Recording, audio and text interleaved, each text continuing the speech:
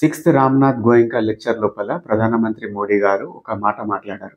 రాబోతున్న 10 సంవత్సరాల లోపల మన దేశం లోపల, మన మనసుల లోపల నుండి ఈ బానిసత్వపు భావన ఏదైతే మెకాలే విద్యా విధానం వల్ల వచ్చిందో, దాన్ని ఏ విధంగానైనా తొలగించాలి అనే పదం మాట్లాడింది. దానికి రకరకాల ఇంటర్ప్రిటేషన్స్ చేస్తున్నారు వ్యక్తులు. మెకాలే ఒక స్పీచ్ లోపల చెప్తాడు, నేను కల్చరల్ ఇంటర్మీడియరీస్‌ని క్రియేట్ చేస్తా. వాళ్ళు చూడడానికి ఇండియన్ లాగా ఉంటారు. కానీ వాళ్ళ ఆలోచన విధానం మాత్రం యూరోప్ సెంట్రిక్‌గా, యూరోపియన్ మైండ్‌సెట్ కలిగి ఉంటారు. అటువంటి వ్యక్తులను నేను తయారు చేయబోతున్నా, ఈ ప్రతిపాదించబోతున్న విద్యా విధానం ద్వారా అని ఎక్స్‌ప్లెయిన్ చేసిండు. చూడండి, ప్రభుత్వం ఏదో ఆదరాబాదరాగా మొత్తం సిలబస్‌ని మార్చేస్తుంది, కాషాయీకరణ చేస్తుంది అనే డౌట్ పడకండి.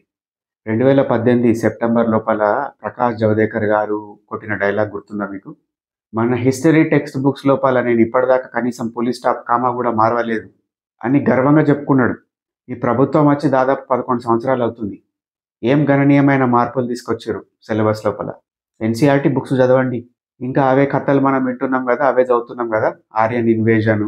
మెకాలే సక్సెస్ఫుల్గా ఏం చేయగలిగిందంటే, మన దేశానికి సంబంధించిన ఏదైనా కానీ, అది ఆచార వ్యవహారాలు కానీ, విద్యా విధానం కానీ, లేకపోతే వైద్య విధానం కానీ, లేకపోతే మన ఆహారపు అలవాట్లు కానీ, ఇండియన్ సెంట్రిక్గా ఉండేటిది, ఇండియా బేస్డ్ ఉండేటి వాటిపైన మన లోపల మనకి ఒక హీనమైన భావన కలిగేటట్టు చేసినారు. వెస్టర్న్ వాళ్ళు ఇచ్చింది ఏదైనా గొప్పది, మన ఇండియా బేస్డ్ ఉన్నది హీనమైంది అనే ఒక భావన క్రియేట్ చేయగలిగింది.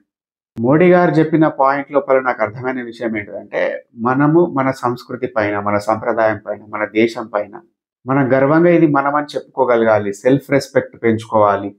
ఆ విధంగా నేను పని చేస్తా అన్నట్టు నాకు అర్థమైంది. మరి మిగతా వాళ్ళకి ఏం అర్థమైందో నాకు తెలియదు. ఇంకొంతమంది ఏమంటారంటే, ఇంగ్లీష్ ఎడ్యుకేషన్ సిస్టమ్ చేయబట్టే మన ఇండియన్స్ ఇప్పుడు రకరకాల రంగాల లోపల ముంగడికి వెళ్ళగలిగినారు, టెక్నాలజికల్ అడ్వాన్స్మెంట్ రీచ్ కాగలిగినాం. అదే మన ఓన్ మదర్ టంగ్ లోపల నేర్చుకుంటే ఇవన్నీ కాకపోతుండే. అర్థం చేసుకోండి, చైనా లోపల చైనీసే ఎక్కువ మాట్లాడుతుంటారు, చైనీస్ విద్యా విధానమే ఉంటుంది. జపాన్ లోపల జపనీస్ విద్యా విధానమే ఉంటుంది. జర్మనీ లోపల జర్మన్ భాషనే మాట్లాడతారు, అందులోనే ఎడ్యుకేట్ చేస్తారు. సౌత్ కొరియాలో కూడా అంతే. వాళ్ళు మనకన్నా సుపీరియర్గా లేరా టెక్నాలజికల్ అడ్వాన్స్మెంట్ లోపల? చైనా ఎక్కడుంది, మనం ఎక్కడున్నాం?